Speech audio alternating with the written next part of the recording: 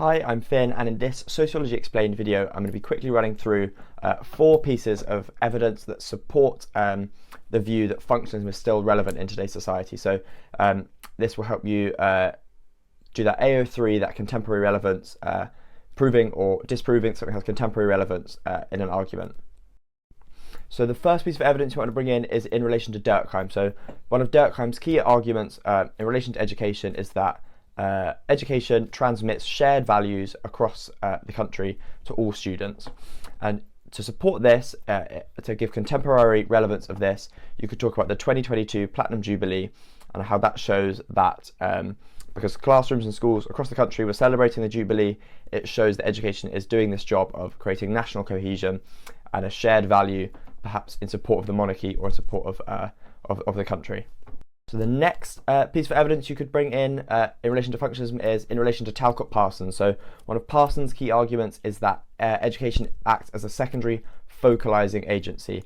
And what that means is that education mirrors the values of wider society. So things like the workplace, for example, has similar values to education. So education is therefore preparing people for wider society and for things like work.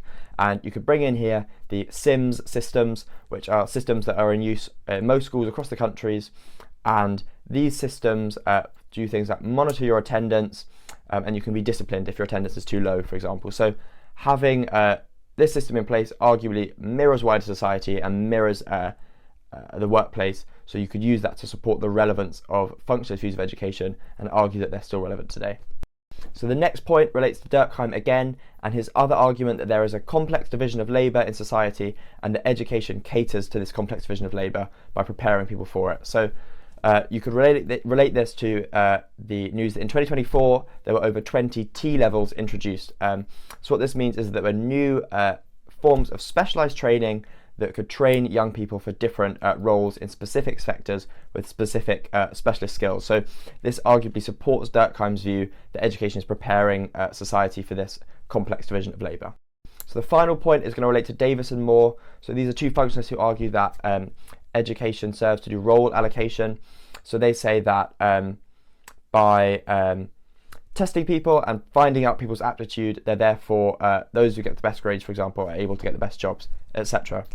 And you could relate this to the 11+ exam, which is an exam that still exists in the UK in quite a few counties.